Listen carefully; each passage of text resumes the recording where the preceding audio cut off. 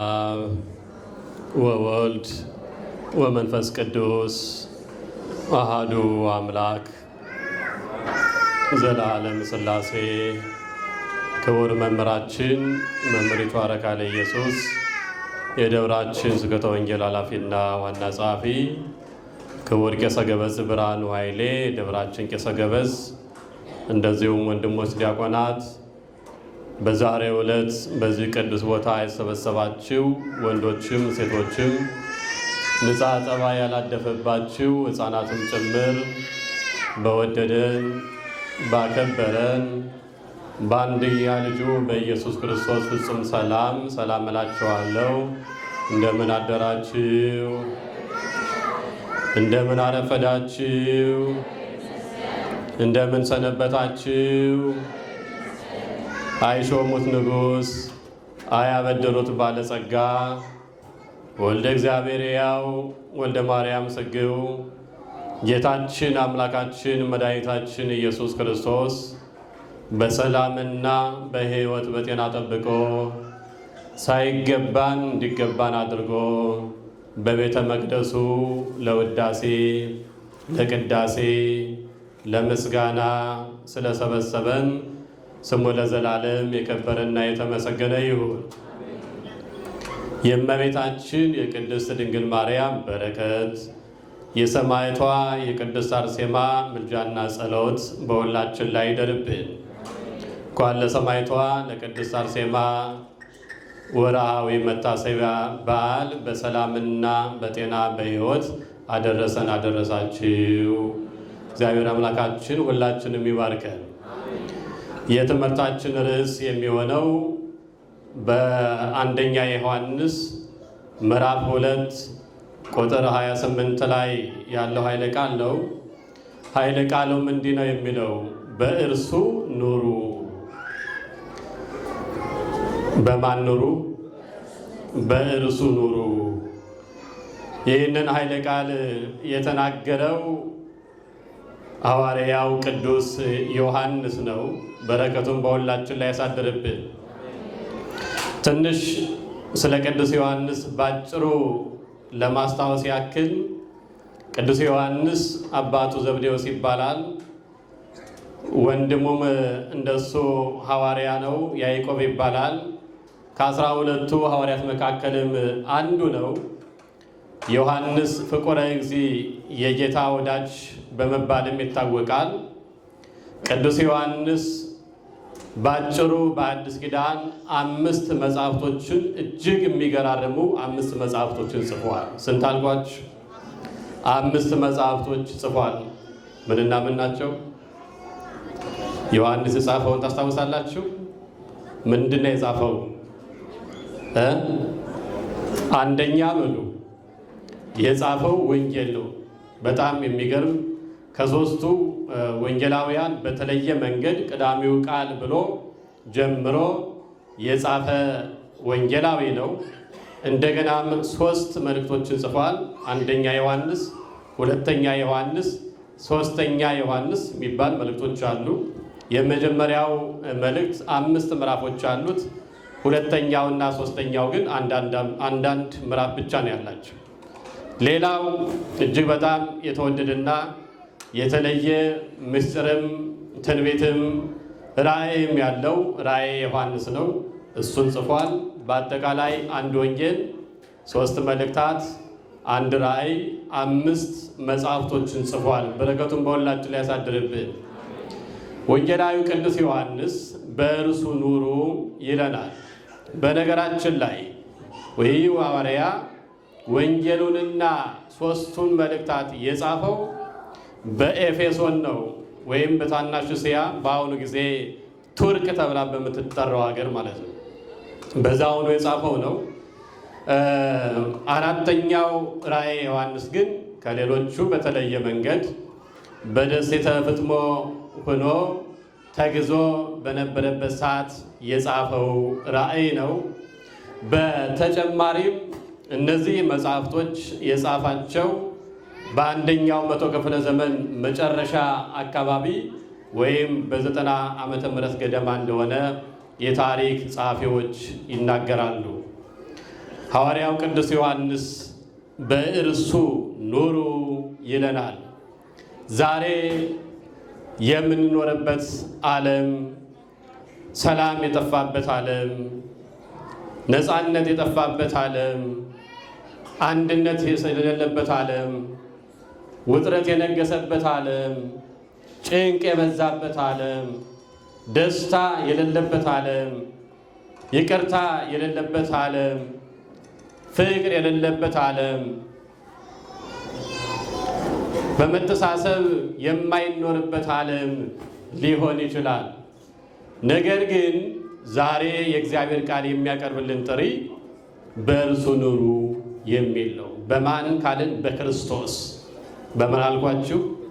በክርስቶስ መኖር፣ በእግዚአብሔር መኖር፣ በአምላካችን መኖር፣ በመድኃኔዓለም መኖር፣ በአማኑኤል መኖር፣ በፈጣሪያችን መኖር፣ በታዳጊያችን መኖር እንዳለብን ይነግረናል። በክርስቶስ መኖር ማለት በሳምንት አንድ ቀን ቤተክርስቲያን መምጣት ማለት አይደለም። በክርስቶስ መኖር ማለት በወር አንድ ጊዜ ቤተክርስቲያን መገኘት ማለት አይደለም። በክርስቶስ መኖር ማለት ክብረ በዓልን ጠብቆ በዛ ንግስ ላይ መገኘት ማለት አይደለም። በክርስቶስ መኖር ማለት ወገኖቼ ክርስቶስን መጠለያ፣ ክርስቶስን አድራሻ፣ ክርስቶስን ጋሻ፣ ክርስቶስን መተንፈሻ አድርጎ መኖር ማለት ነው። እየሰማችሁ ነው? እግዚአብሔር ከሁላችን ጋር ይሁን። ክርስቶስን ምን አድርጎ መኖር አልኳችሁ? መጠለያ አድርጎ፣ ክርስቶስን አድራሻ አድርጎ፣ ክርስቶስን መድረሻ አድርጎ፣ ክርስቶስን ጋሻ አድርጎ፣ ክርስቶስን መተንፈሻ አድርጎ መኖር ነው ክርስትና። በክርስቶስ መኖር ማለት ይሄ ነው ትርጉሙ። በክርስቶስ መኖር ማለት ይሄ ነው ምስጢሩ። ምክንያቱም ክርስቲያን ከክርስቶስ ተለይቶ ሕይወት የለውም። ክርስቲያን ከክርስቶስ ተለይቶ ሰላም የለውም። ክርስቲያን ከክርስቶስ ተለይቶ ደስታ የለውም። ክርስቲያን ከክርስቶስ ተለይቶ ረፍት የለውም። ክርስቲያን ከክርስቶስ ተለይቶ የሚያገኘው አንዳች ነገር የለም። አንድ ጥያቄ ልጠይቃችሁ። አሁን በዚህ ዘመን ሁላችንም ማለት በሚቻል መልኩ ዘመናዊ ስማርትፎን የሚባለውን ዘመናዊ ስልክ እጃችን ላይ አለ አይደለም እንዴ?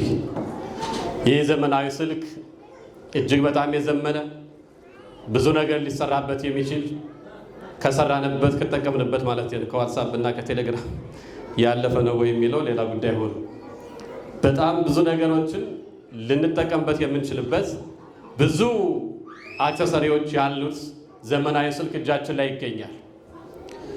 የካሜራው ጥራት የሚገርም ነው። ካሜራ ያስንቃል። የኢንተርኔቱ ፍጥነት የሚገርም ነው።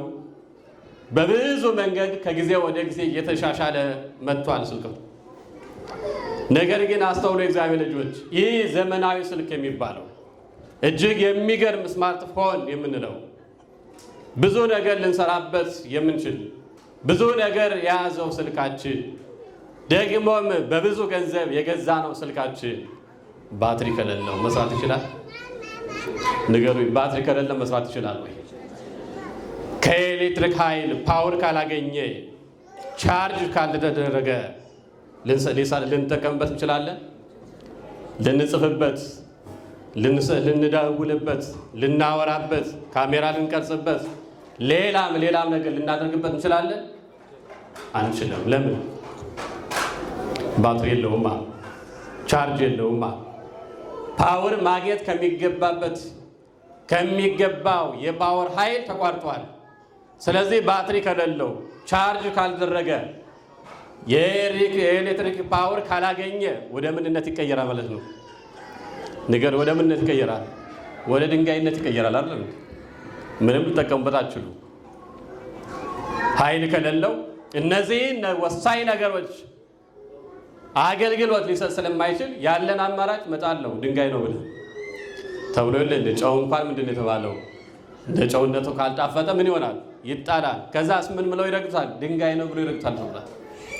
ስማርትፎናችን፣ የዘመነው ስልካችን ይህንን ነገር ብዙ ነገሮችን ቢይዝም ነገር ግን ፓወር ባለማግኘቱ ከፓወሩ ከኃይል ምንጭ ስለተቋረጠ እንደ ድንጋይ እንደሚጣለው ሁሉ ክርስቲያንም በክርስቶስ ካልኖረ የኃይል ምንጭ፣ የፓወር ምንጭ፣ የብርሃን ምንጭ፣ የደስታ ምንጭ፣ የሰላም ምንጭ፣ የበረከት ምንጭ ከሆነው ከክርስቶስ ከተለየ ክርስቲያን ሕይወት የለውም። ሐዋርያው እየነገረን ያለው ከኃይል ምንጭ ከክርስቶስ ጋር ለዘላለም ተሰክተን እንድንኖር ነው። ለዘላለም ተጣብቀን እንድንኖር ነው። ምክንያቱም በክርስቶስ ክርስቲያን የተሰኘው ሁሉ ከክርስቶስ ተለይቶ ምንም አይነት ደስታ፣ ሰላም ሊኖር አይችልም። ምንም አይነት በጎ ምግባራት ብንሰራ፣ ምንም እንኳን ሥጋችንን ለአራዊት ብንሰጥ፣ ምንም እንኳን ብንመጸውት፣ ምንም እንኳን የትሩፋት ሥራ ብንሰራ የኃይል ምንጭ ከሆነው ከክርስቶስ ጋር መኖር ካልቻልን እውነት ለመናገር ትልቁን ነገር አጥተናል ማለት ነው። ሐዋርያው እየጋበዘን ያለው የኃይል ምንጭ ከሆነው ከክርስቶስ ጋር ተጣብቀን እንድንኖር ብቻ ነው። እግዚአብሔር አምላካችን ሁልጊዜም ከእርሱ ጋር እንድንኖር በቸርነቱ ይርዳ። በማን ኑሮ አለን? በእርሱ በክርስቶስ ኑሮ። ክርስትና በክርስቶስ መኖር ነው። ክርስትና በክርስቶስ መመላለስ ነው። ክርስትና በክርስቶስ ሕይወቱን ሁሉ ለክርስቶስ ሰጥቶ መኖር ነው። ክርስትና ከክርስቶስ ሳይለዩ የሚኖረው ሕይወት ነው። እናም ክርስቲያኑ ሁሉ የሰው ልጅ ሁሉ ከክርስቶስ ጋር እንዲኖር ቅዱስ ዮሐንስ ይጋብዛል። ከክርስቶስ ጋር የሚኖሩ ሰዎች መገለጫቸው፣ ከክርስቶስ ጋር የሚኖሩ ሰዎች የሚታወቁበትን ምክንያት ጥቂት ነገሮች እናነሳና ትምህርታችንን ሰብሰብ እናደርጋለን። ውጭ ላይ ያሉ ወንድሞች ሙቀት ላይ እንዳሉ ስለምናቅ ከክርስቶስ ጋር የሚኖር ሰው መገለጫው፣ ከክርስቶስ ጋር የሚኖር ሰው ምልክቱ፣ ከክርስቶስ ጋር የሚኖር ሰው መታወቂያው ምንድን ነው ካልን 4 ነገሮች እናነሳለን። እግዚአብሔር ከሁላችን ጋር ይሁን። ከክርስቶስ ጋር የሚኖር ሰው ትእዛዙን ይጠብቃል። ምኑን ይጠብቃል አልኳችሁ? ትእዛዙን ይጠብቃል። የማንን ትእዛዝ? የክርስቶስን ትእዛዝ ይጠብቃል። የእግዚአብሔርን ትእዛዝ ይጠብቃል። የእግዚአብሔርን ሕግጋቱን ይጠብቃል። የእግዚአብሔር ፈቃዱን ይፈጽማል፣ ይጠብቃል። እንደ እግዚአብሔር ፈቃድ የሚኖር እንደ እግዚአብሔር ፈቃድ የሚመላለስ እርሱ በማን እየኖረ ነው? በክርስቶስ እየኖረ ነው። ወዘሰ የአቅብ ትእዛዞ ቦቱ ይነብር ወውቱኒ ቦቱ ይላል ሐዋርያው ቅዱስ ዮሐንስ። አንደኛ ዮሐንስ ምዕራፍ 3 ቁጥር 24 ላይ ትእዛዙን የሚጠብቅ ምኑን የሚጠብቅ? ትእዛዙን። የማንን ትእዛዝ? የእግዚአብሔርን ትእዛዝ፣ የአምላኩን ትእዛዝ፣ የፈጣሪውን ትእዛዝ የሚጠብቅ በእርሱ ይኖራል የሚል። በማን ይኖራል? በክርስቶስ ይኖራል። የእግዚአብሔር ትእዛዝ ስንጠብቅ በክርስቶስ እየኖርን ነው። በክርስቶስ እየተመላለስን ነው። መገለጫችን ክርስቶሳውያን ሆነናል ማለት ነው። አዎ ትእዛዝን የሚጠብቅ በእርሱ ይኖራል፣ እርሱም በእርሱ ላይ ይኖርበታል ይላል። እግዚአብሔር በሁላችን ላይ ይኖር። የእግዚአብሔር ትእዛዝ ደግሞ ከኔ በቀር ሌላ አምላክ አይኖርም ማለት ነው። የእግዚአብሔር ትእዛዝ ሰንበትን አክብር የሚል ነው። የእግዚአብሔር ትእዛዝ እናትና አባትን አክብር የሚል ነው። የእግዚአብሔር ትእዛዝ አታመንዝር የሚል ነው። የእግዚአብሔር ትእዛዝ አትግደል የሚል ነው። የእግዚአብሔር ትእዛዝ አትስረቅ የሚል ነው። የእግዚአብሔር ትእዛዝ በሐሰት አትማል የሚል ነው። የእግዚአብሔር ትእዛዝ በሐሰት አትመስክር የሚል ነው። የእግዚአብሔር ትእዛዝ ባልንጀራህን እንደ ራስ አድርገህ ውደድ የሚል። እውነትም እነዚህን የእግዚአብሔር ትእዛዛት የእግዚአብሔር ሕግጋቱን ከጠበቅን በክርስቶስ እየኖርን መሆኑ መገለጫ። እነዚህን የዘረዘርኳቸውን ካልፈጸምን፣ እነዚህን የጠቀስኳቸውን ካላደረግን ደግሞ በክርስቶስ እየኖርን አይደለም ማለት ነው። በክርስቶስ ላለመኖራችን መገለጫ ምልክት ነው ማለት ነው። ከክርስቶስ የራቀ ሕይወት እንዳለን፣ ከክርስቶስ የራቀ ማንነት እንዳለን ማሳያ ነው ማለት ነው። እግዚአብሔር በእርሱ ያኖረን፣ ትእዛዙን እንድንጠብቅ ፈቃዱ ይሆንልን። እስራኤላውያን ሕግ ተሰጣቸው፣ ትእዛዝ ተሰጣቸው፣ እንዲጸድቁበት፣ እንዲከብሩበት፣ እንዲጠበቁበት ነበር እግዚአብሔር ሕግ የሰጣቸው። ነገር ግን እነሱ ሕጉን ባለማክበራቸው ትእዛዙን ባለማክበራቸው የተነሳ ሕጉ ራሱ ፈረደባቸው እንጂ አላዳናቸው። እንዲድኑበት የተሰጣቸው ነገር ለበረከት የሰጣቸው ነገር ለድነት የሰጣቸው ነገር ለጥፋት ሆነባቸው፣ ለሞት ሆነባቸው። ወገኖቼ እኛ ለበረከት ያለው ነገር ለሞት እንዳይሆንብን፣ ለበረከት ብለን ያሰብነው ነገር ለመቅሰፍት እንዳይሆንብን፣ ለጥፋት እንዳይሆንብን፣ የሞት አገልግሎት እንዳይሆንብን፣ ከእግዚአብሔር እንዳያርቀን፣ ከእግዚአብሔር እንዳይለየን፣ በክርስቶስ መኖር ሲገባ ከክርስቶስ የራቀ ልብ እንዳይኖረን ምስባኩ የሚለው ያለ ልበ ንጹሕ ፍጠር ሊተ እግዚኦ አቤቱ ይላል መዝሙረኛው ዳዊት በ50ኛው መዝሙሩ ንጹሕ ልብን ፍጠርልኝ። ምንም ፍጠርልኝ? ንጹሕ ልብን፣ ቂም የማያውቅ በቀል የማያውቅ ክፋት የማያውቅ ጥፋት የማያውቅ ለሰዎች መጥፎ ነገር የማያደርግ ንጹሕ ልብን፣ አንተን የሚያመልክ ንጹሕ ልብን፣ ለአንተ የሚገዛ ንጹሕ ልብን፣ ለአንተ የሚታዘዝ ንጹሕ ልብን፣ በአንተ ፈቃድ የሚኖር ንጹሕ ልብን፣ ሕግን የሚያከብር ንጹሕ ልብን ስጠኝ ይላል ልበ አምላክ ዳዊት። ንጹሕ ልብ እግዚአብሔር ለሁላችን ይስጠን። ልባችሁ ምንድነው? ልባችሁ ምንድነው? ዝም ነው? የልብ ነገር አይነገር ነው? የልብ ነገር አይነገር ነው አይደል? ልባችን ያልቻለው ምን አለ? ልብና እግዚአብሔር ያልቻለው ምን አለ? ብዙ ነገር አለ በልባችን ውስጥ አይደል? እግዚአብሔር ንጹሕ ልብን ለሁላችንም ይስጠን። ከኃጢአት የራቀ ከበደል የራቀ ከክፋት የራቀ እንደ እግዚአብሔር ፈቃድ የሚኖር ለእግዚአብሔር የሚታዘዝ የደነደነ ሳይሆን የተሰበረ ልብ ለእግዚአብሔር መታዘዝ የሚችል ልብ ለሁላችንም ያስፈልገናል። እግዚአብሔር አምላካችን ንጹሕ ልብን ለሁላችንም ያድለን። ስለዚህ የመጀመሪያው በክርስቶስ የሚኖር ሰው መገለጫ ምንድነው አልኳችሁ? ትእዛዙን የሚጠብቅ በትእዛዙ የሚመላለስ ነው ማለት ነው። በትእዛዙ እንድንመላለስ መድኃኔዓለም ይርዳል። ሁለተኛው በክርስቶስ የሚኖር ሰው መገለጫው በፍቅር የሚመላለስ ሰው። በምን ከቃሉ ጋር ናችሁ? በምን የሚመላለስ አልኳችሁ? በፍቅር የሚመላለስ በክርስቶስ ፍቅር የሚመላለስ እሱ በክርስቶስ እየኖረ ነው ማለት ነው። በፍቅር የሚኖር ፍቅርን የሚያደርግ ሕይወቱ በፍቅር የተሞላ ሰው በክርስቶስ እየኖረ ነው። ለምን? ክርስቶስ ፍቅር ነዋ። የክርስቶስ ፍቅር ደግሞ ግብዝነት የለበትም። የክርስቶስ ፍቅር ማስመሰል የለበትም። የክርስቶስ ፍቅር ሽንገላ የለበትም። የክርስቶስ ፍቅር በቦታ በሁኔታ የሚቀየር የሚለወጥ አይደለም። የእኛ ፍቅር ሽንገላ አለበት፣ ማስመሰል አለበት። አቤት ስንችልበት ማስመሰሉን በራሱ ልባችን የሚያስበው ሌላ ነው፣ አንደበታችን ደግሞ የሚናገረው ሌላ ነው። በአንደበታችን በጥርሳችን እንስቃለን፣ በልባችን ደግሞ ክፋት እናስባለን። ከፊት ለፊቱ እንስቃለን፣ ከኋላ ደግሞ እንገፋዋለን። ከፊት ለፊቱ እንስመዋለን፣ ከኋላ ደግሞ ልነክሰው ያምረናል። የማስመሰል ሕይወት ነው ያለን ወገኖች። እግዚአብሔር ይህን አይወድ። ፍቅራችሁ ይላል ሐዋርያው ቅዱስ ጳውሎስ በሮሜ መልእክቱ ምዕራፍ 12 ቁጥር 9 ላይ ፍቅራችሁ ያለ ግብዝነት ይሁን ይላል። ያለ ምን ይሁን? ያለ ግብዝነት፣ ለማስመሰል የሽንገላ ሰዎች እንዲያዩልን የምናደርገው ነገር እግዚአብሔር ባይወደው እግዚአብሔር የሚወደው ንጹሕ የሆነ ፍቅር ይፈልግ። በዚህ በዮሐንስ ወንጌል ምዕራፍ 15 ቁጥር 10 ላይ ወሃለው በፍቅረ ዚአየ በፍቅሬ ኑሩ ይላል። በምን የኑሩ? ከቃሉ ጋር ናችሁ? በምን የኑሩ አለ ክርስቶስ? በፍቅሬ። በክርስቶስ ፍቅር መኖር ነው የሚሻለው። የምናተርፈው በሱ ፍቅር ስንኖር ነው። ለምን? ቅድም እንዳልኳችሁ የክርስቶስ ፍቅር ምን ስለሆነ?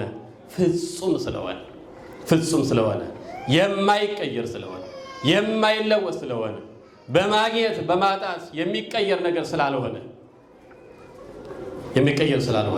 ስለዚህ በፍቅር የኖሩ የክርስቶስ ፍቅር አይተናል። ምን እንዳደረገ ለሰዎች ብሎ መስቀል ላይ ተሰቅሎ ስጋውን ቆርሶ ደሙን አፍስሶ ሞተ እንጂ በእሱ ላይ እጃችን ያነሱትን ሁሉ ላጥፋቸው አላለን። እውነተኛ ፍቅር እንደዚህ ነው። ትክክለኛ ፍቅር እንደዚህ ነው። የእኛ ፍቅርስ የሆነ ሰዓት ላይ እፍ እንላለን፣ የሆነ ሰዓት ላይ ደግሞ በቃ ሞቱን እንመኛለን። እግዚአብሔር ከዚህ ሰውረን። እያንዳንዳችን ሕይወት ይህን ይመስላል። ሁለት በጣም የሚዋደዱ ጓደኛሞች ነበሩ። እነዚህ ሁለት ሰዎች የሚኖሩት በበረሃ ውስጥ ነው። በጣም የሚገርማችሁ ነገር እና ብዙ ዓመት ሲኖሩ በወዳጅነት በጓደኝነት ሲኖሩ ከዕለታት አንድ ቀን ድስት ሙሉ ወርቅ አገኙ። ምን አገኙ አልኳቸው? ወርቅ አገኙ። ያውን አንድ ድስት ሙሉ ማለት ነው። ይህንን ወርቅ ሲያገኙ ነገሮች ተቀየሩ፣ ነገሮች ተለወጡ። አንዱ የአንዱን ሞት መመኘት ጀመረ። እንዲያው ይሄ ጓደኛዬ በሞተልኝና ይህንን ወርቅ ይዤ ወደ ከተማ ገብቼ ተድላ ደስታ እያረኩ እኖራለሁ ብሎ ያስባል አንዱ። ሌላውን ደግሞ የዛኛውን የሁለተኛውን ጓደኛውን ሞት ይመኛል። እግዚአብሔር ከዚህ ይሰውረ እና ሁለቱም የሚመኙት አንዱ የአንዱን ሞት ነው ማለት ነው። ከዛ በኋላ አንዱ ታመመ። የኮሶ በሽታ የሚባል የታመመው አንተ ወንድሜ አለው። አቤት። ኮሶ እኮ ታየኝ፣ ስለዚህ የኮሶ መድኃኒት እባክህ አዘጋጅልኝ አለው። እሺ መንገድ ወንድሜ እሺ አዘጋጃለሁ አለና የኮሶ መድኃኒት ማዘጋጀት ጀመረ። የኮሶ መድኃኒቱን ሲያዘጋጅ ምን አብሮ አዘጋጀ? መርዝ አዘጋጀ። በኮሶ መድኃኒት በጥብጦ ሊሰጠው መርዙ ማለት ነው፣ ጓደኛው እንዲሞትለት። በሚገርም ሁኔታ መድኃኒት የሚያዘጋጀው የኮሶ መድኃኒት የሚያዘጋጀው ሰው አብሮ መድኃኒት ሲያዘጋጅ፣ መርዝ ሲያዘጋጅ፣ ይህኛው ደግሞ ያኛውን ለመግደል ሰይፍ ይስል ነበረ። መድኃኒዓለም ከዚህ ሰውረን። ስለዚህ አንዱ ለአንዱ ምን እየደገሰለት ነው? ሞት፣ ጥፋት እየደገሰለት ነው። አንዳንዴ እንደዚህ ይሆናል በሕይወታችን ውስጥ። የችግራችን ጊዜ ደራሽ ያላችሁ ሰዎች፣ የሐዘናችን ጊዜ ደራሽ ያላችሁ ሰዎች፣ የማጣታችን ጊዜ ደራሽ ያላችሁ ሰዎች፣ ለሱ የማይነገር ምስጢር ምን አለ የምንላቸው ሰዎች፣ ውስጣችንን የነገርናቸው ሰዎች፣ ምስጢራችንን የነገርናቸው ሰዎች፣ ትዳራቸውን የነገራችኋቸው ሰዎች፣ ሕይወታቸውን የነገራችኋቸው ሰዎች፣ ደስታቸውን ያካፈላችኋቸው ሰዎች፣ ከሱ ውጭ ማን አለኝ ያላችኋቸው ሰዎች መርዝ ሊበጠብጡላችሁ ይችላሉ። ሰይፍ ሊስሉላችሁ ይችላሉ። የሆነው እንደዚህ ነው። አንደኛው መርዝ ይበጠብጣል፣ ሁለተኛው ደግሞ ሰይፍ ይስላል። አንደኛው መርዝ ያዘጋጃል፣ ሌላኛው ደግሞ ሰይፍ ምን ያደርጋል? ያዘጋጃል። አንዱ የአንዱን ፈጥኖ መሞት ይናፍቃል። የማስመሰል ፍቅር ሲሆን እንደዚህ ነው። ሞቱን ይናፍቃል፣ ጥፋቱን ይናፍቃል። ከሱ ተለይቼ ብቻውን ደስተኛ ሊሆን እኮ ነው ወገኖች። እሱ ከሞተ በኋላ ብቻውን ሊደሰት፣ እሱ ከሞተ በኋላ ብቻውን ወርቁን ለራሱ ሊያደርግ፣ እርሱ ከሞተ በኋላ ወርቁን ይዞ ወደ ከተማ ሊገባ ደስተኛ ለሰው ለመሆን። ሰው ገሎ ደስተኛ መሆን አለ እንዴ? የሰውን ሕይወት አሳጥሮ ሰው እንዲቀሰፍ አድርጎ ደስተኛ መሆን አለ እንዴ? በፍጹም አይገኝም። መድኃኒዓለም ማስተዋል ይስጠን። እናም ከዛ በኋላ ሁለቱም ሰዎች ተዘጋጅተዋል። ይህኛው መድኃኒት ያዘጋጀው ለኮሶ መድኃኒት ያዘጋጀው ይሄ ወንድሜ ያዘጋጅልሃለሁ እና ጠጣ አለው። ያኛው ደግሞ ጦሩን በልብሱ ሸፍኖ ይዟል። አይ ወንድሜን የታምሜ የለ አንተ አንሳና ስጠኝ እንጂ አለ። ለምን?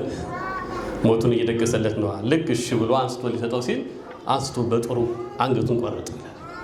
ያ ሰው ሞት። አንደኛው ቀድሞ ሞተ ማለት ነው። ከዛ ይሄ በኮሶ የታመመው ሰውዬ ወንድሙን ወይም ወዳጁን ጓደኛውን ከገደለ በኋላ በጣም ደስ አለው። ሰያል ሞተልኝ፣ ተገላገልኩ፣ ድስት ሙሉ ወርቅ ለእኔ ብቻ ሆነ። ከዚህ በኋላ የኮሶ መድኃኒቴን እጠጣለሁ፣ ከኮሶ ህመሜ እፈወሳለሁ፣ ድስት ሙሉ ወርቄን ይዤ ወደ ከተማ ገባለሁ፣ ደስታን ሐሴትን እያደረግኩ በደስታ እንደፈለግኩ እኖራለሁ ብሎ አሰበ። በዛ የኮሶ መድኃኒት ውስጥ ግን ምን አለው ብያቸዋለሁ ወገኖች? ምን አለው? እናስተውል። አንዳንዴ በምናደርገው ነገር ምን እንደሚኖር አናውቅም።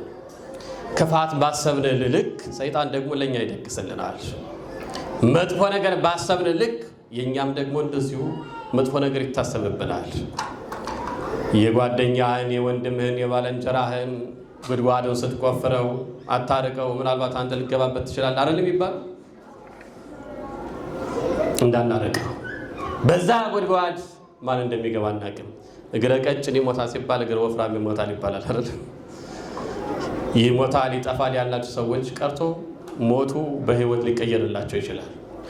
የዛ ድግስ ተሳታፊኛ ልንሆን እንችላለን። የሞቱ የጥፋቱ ማለት ነው። ስለዚህ ያኛውን በሰይፍ ገደለው፣ በጦር ገደለው። ያኛው ደግሞ ቀረ፣ ደስ አለው። በቃ ብቻዬን ቀረው ብሎ አሰበ። ብቻውን ሊደሰት፣ ሊበላ፣ ሊጠጣ ያን የቆሶ መድኃኒት አነሳና ሲጠጣው በውስጡ ምን አለው ብያቸዋለሁ? መርዝ አለው። ሁለቱም ሞቱ።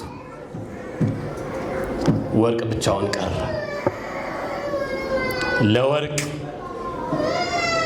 ለጊዜያዊ ጥቅም የረጅም ጊዜ ጓደኛውን አሳልፎ የሰጠ ሰው መጨረሻው የሚሆነው ልክ እንደዚህ ነው። ልክ እንደዚህ ነው። መጠፋፋት ነው የሚሆነው። በክርስቶስ የሚኖር ሰው ግን መገለጫው አይደለም። በፍቅር የሚመላለስ ሰው ግን መገለጫው አይደለም። እውነተኛ ፍቅር ያለው ሰው መገለጫው ይሄ አይደለም። ሐዋርያው ቅዱስ ዮሐንስ በአንደኛ መልእክቱ ምዕራፍ 4 ቁጥር 20 ላይ ማንም ይላል እግዚአብሔርን የሚወድ ወንድሙን ግን የሚጠላ እሱ ውሸታም ነው ይላል። እግዚአብሔርን እወዳለሁ እያለ ወንድሙን ግን የሚጠላ እርሱ ምንድን ነው? ውሸታም፣ ሐሰተኛ ነው። የሚያየውን ወንድሙን ሳይወድ እግዚአብሔርን እንዴት እወዳለሁ ይላል? ክርስቶስም እኮ ያለው እርስ በርሳችሁ ተዋደዱ። እርስ በርሳችን እንድንዋደድ ነው የሚፈልገው ክርስቶስ። እርስ በርሳችን እንድንፋቀር ነው የሚፈልገው ክርስቶስ። እርስ በርሳችን እንድንከባበር ነው የሚፈልገው ክርስቶስ። የቱ ጋ ነው መከባበራችን? የት አለ መዋደዳችን? የት አለ? አንዱ ለአንዱ እንዲኖር ነው የሚፈልገው ክርስቶስ። የክርስቶስ ፍቅር ፍጹም ነው። በክርስቶስ የሚኖር ሰውም ደግሞ ፍቅሩ ፍጹም ሊሆን ይገባል። ምን ይላል?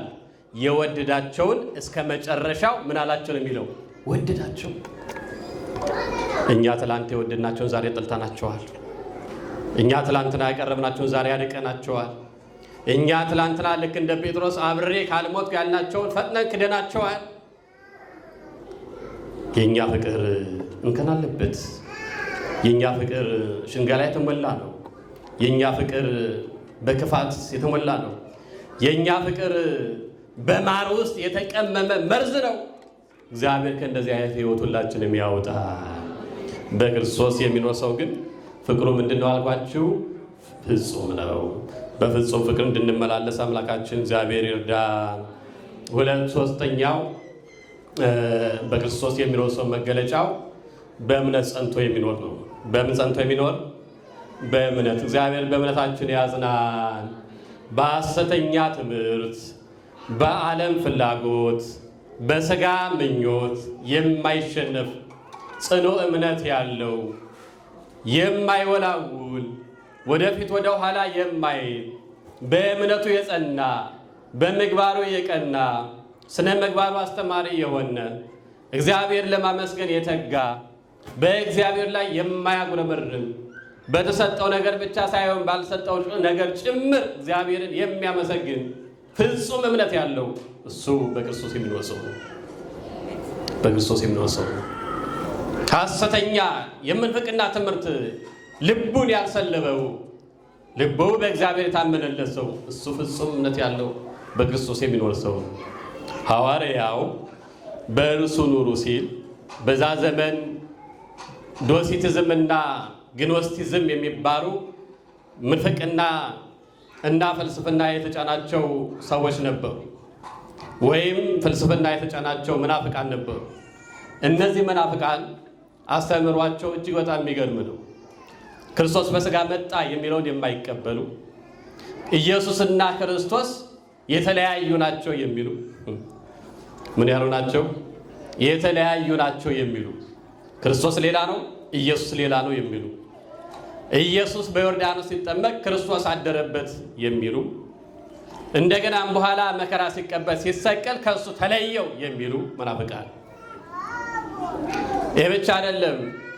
ሥጋ ንጹሕ ስላልሆነ ሥጋ እርኩስ ስለሆነ ክርስቶስ ወይም ፈጣሪ የሰውን ሥጋ ሊዋሃድ አይችልም የሚሉ፣ በሌላ መንገድ ደግሞ የሰው መንፈሱ ቅዱስ ስለሆነ ኃጢአት ሊሰራ አይችልም የሚል በጣም እርስ በርሱ የሚጣረስ የምንፍቅና ትምህርት የነበራቸው ሰዎች ነበሩ። እየሰማችሁ ነው? ስለዚህ በእንደዚህ አይነት የንፋቄ ትምህርት፣ በእንደዚህ አይነት ያበደ አስተሳሰብ፣ በእንደዚህ አይነት ያልተጋራ አስተሳሰብ እንዳይወሰዱ በማን ኑሮ አላቸው? በክርስቶስ ኑሮ አላቸው። ወገኖቼ ዛሬ በዓለም የምንሰማው ጆሮን ጭው የሚያደርግ የኑፋቄ ትምህርት በጣም ብዙ ነው ያለው። በዛ እንዳንወሰድ ጥንቃቄ ማድረግ አለብን። በማስተዋል መኖር አለብን። በማስተዋል መመላለስ አለብን።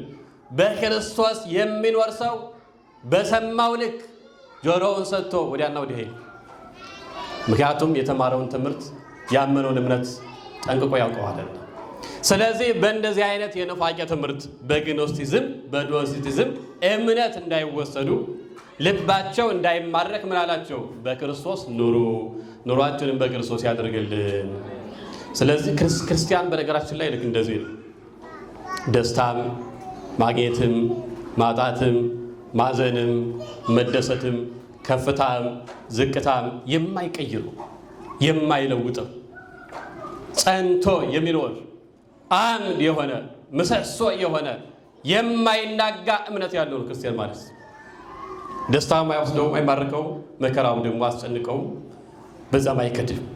ለዚህም ማሳያ የሚሆን በረከቱን ያሳድርብንና የቅዱስ ፖሊካርፕን ታሪክ ማንሳት በጣም ወሳኝ ነው። ባጭሩ ቅዱስ ፖሊካርፕ ከሐዋርያት ቀጥሎ ከተነሱት ሐዋርያውያን አበው ከሚባሉት መካከል አንዱ ነው። ይህ አባት 86 ዓመት ሙሉ ክርስቶስን እያገለገለ ኖረ ይላል። ስንት ዓመት ሙሉ? ስንት ዓመት አልኳችሁ? እናንተ እግዚአብሔርን ስንት ዓመት አገልግላችኋል? እኛ ስንት ዓመት እግዚአብሔርን አገልግለዋል? እንዲያው የሆነ ሰዓት እንኳን ሰንበት ትምህርት ቤት ብቅ ብለን ለሄድ ነው እኮ አቤት ጉራችን። ቤተ ክርስቲያን መተን ላጸዳ ነው አቤት ጉራችን። ቤተ ክርስቲያን መተን አንድ ቀን በሳምንት አንድ ቀን ለተገኘ ነው ላስቀደስ ነው እኔ እኮ ቤተ ክርስቲያን አልጠፋም እንላለን። አንድም ቀን ሳያስታጉል ግን ይህ ቅዱስ አባት ስንት ዓመት አገለገለው እግዚአብሔርን? 86 ዓመት። ዘመናችን ሙሉ እሱ እንድናገለግለው መድኃኔዓለም ይርዳ።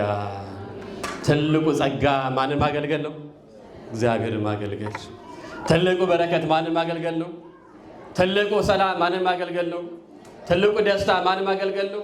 እግዚአብሔርን ማገልገል፣ ክርስቶስን ማገልገል፣ ቤተ መቅደሱን ማገልገል። ይሄ ለተሰጠው 86 ዓመት ሙሉ ቅዱስ ፖሊካርፕ እያገለገለ ኖረ። እናም የሮም ገዢዎች ክርስትናን የሚያሳድዱበት ዘመን ነበርና ከዕለታት አንድ ቀን የሮም ንጉሥ ጠርቶ ክርስቶስን ካድ፣ ለጣዖት ስገድ አለ። ምን ብሎ እንደመለሰለት ታውቃላችሁ? 86 ዓመት ሙሉ እያገለገልኩት ስኖር ክርስቶስ አንድም ቀን ክፉ ነገር አላደረገብኝም። ይልቁንም 86 ዓመት ሙሉ ጤና ሰጥቶ፣ ምን ሰጥቶ? ሰላም ሰጥቶ፣ እረፍት ሰጥቶ፣ ደስታ ሰጥቶ፣ በረከት ሰጥቶ፣ የማገለግልበትን ጉልበት ሰጥቶ፣ አገልግሎቴን ተቀብሎ በደስታ ያኖረኝን 86 ዓመት ሙሉ የተንከባከበኝን ንጉሴን፣ መድኃኒቴን፣ አዳኝን፣ ታዳጊን ክርስቶስን እንዴት እክደዋለሁ? እስኪ ይህንን ሁሌ እናስታውሰው። ቅዱስ ፖሊካርፕ በክርስትና ሃይማኖት ውስጥ የጽናት ተምሳሌት ይባላል።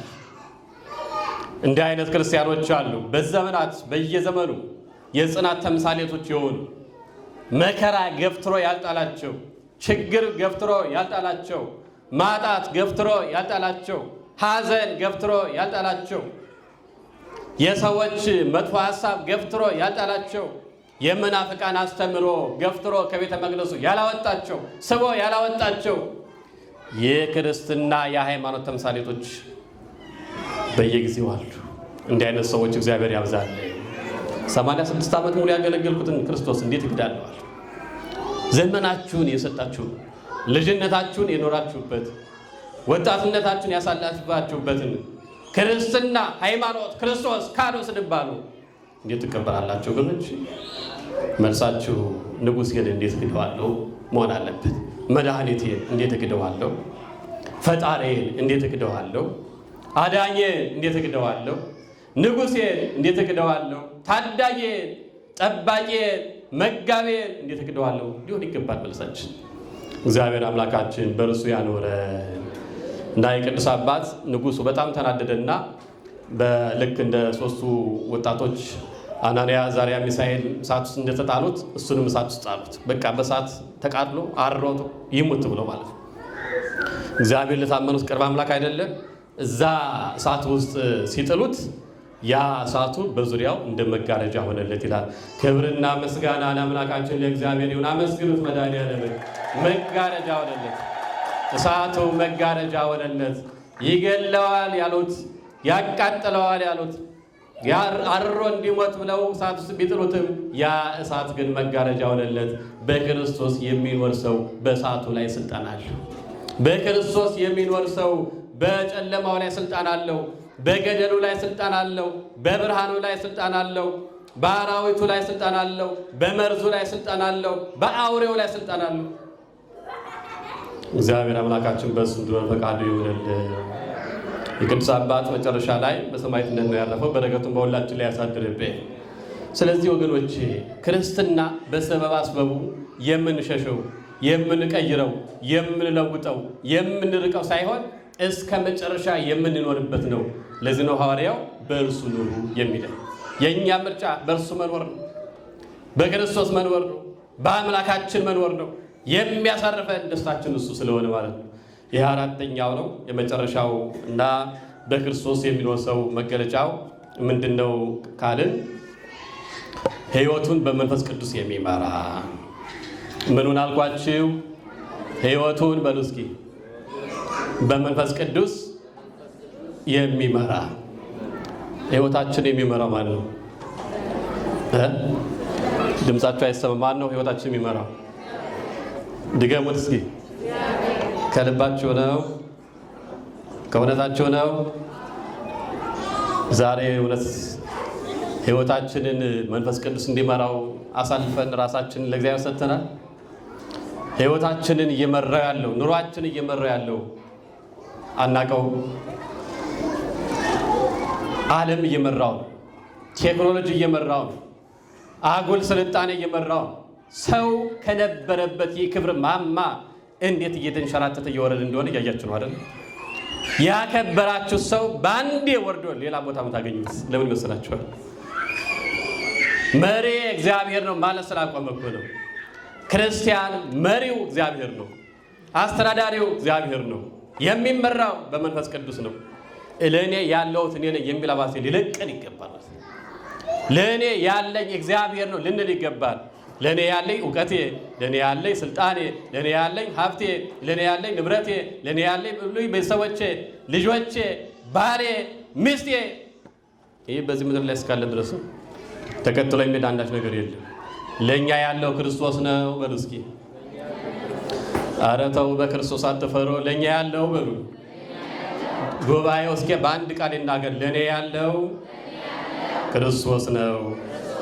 ለእኛ ያለው ክርስቶስ ነው። ለእኛ የሚኖረው ክርስቶስ ነው። እኔም የምኖረው በክርስቶስ ነው። እግዚአብሔር በሱ በቅፉ ያኖረን። አዎ መሪያችን መንፈስ ቅዱስ፣ መሪያችን እግዚአብሔር፣ አኖሪያችን እግዚአብሔር ሊሆን ይገባል። ከሱ ተለይተን ሕይወት የለንም። ከአምላካችን ተለይተን ሕይወት የለንም። ደስታ የለንም። በረከት የለንም። በረከት የለንም። ራሱ ባለቤቱ ክርስቶስ ሲናገር ዮሐንስ ወንጌል ምዕራፍ 15 አንብቡት። ቅርንጫፍ ከግንዱ ተለይቶ ይላል አይደል? ቅርንጫፍ ከግንዱ ተለይቶ ፍሬ ሊያፈራ አይችልም። እናንተም ከኔ ተለይታችሁ ፍሬ ልታፈሩ አትችሉም። የጽድቅ ፍሬ፣ የቅድስና ፍሬ፣ የእምነት ፍሬ፣ የምግባር ፍሬ ልታፈሩ አትችሉም። ምክንያቱም ከግንዱ ከክርስቶስ ተለይቶ ፍሬ ሊኖር አይችልም። ከግንዱ ከክርስቶስ ርቆ ፍሬ ሊኖር አይችልም። ከግንዱ የተቆረጠ ቅርንጫፍ እንደሚደርቅ ሁሉ የደረቀ ማንነት ነው የሚኖረን። የቀዘቀዘ ማንነት፣ የደረቀ ማንነት፣ የማያፈራ ማንነት ደግሞ እሱ ወደ እሳት ነው የሚጣለው። እግዚአብሔር ከዚህ ሰው በላይ የጽድቅ ፍሬ እንድናፈራ የምንፈልግ ከሆነ የእምነት ፍሬ እንድናፈራ የምንፈልግ ከሆነ የቅድስና ፍሬ እንድናፈራ የምንፈልግ ከሆነ ከግንዱ ከክርስቶስ ጋር መኖር አለብን። የሕይወት ምንጭ ከሆነው ከክርስቶስ ጋር ለመኖር ዛሬውኑ መወሰን መቻል አለብን። እንዲያው ስለተጠመቅን በክርስትና ስም ስለተጠራን ብቻ በክርስቶስ እየኖርን ነው ማለት በጣም ከባድ። ለምን በሕይወታችን ውስጥ እየሆነ ያለው ነገር ስንመለከት እንኳን አንድ ክርስቲያን አንድ አሕዛብ እግዚአብሔር የማያውቅ ሰው እንኳን የማያደርገው ነገር ነው እኛ የምናደርገው።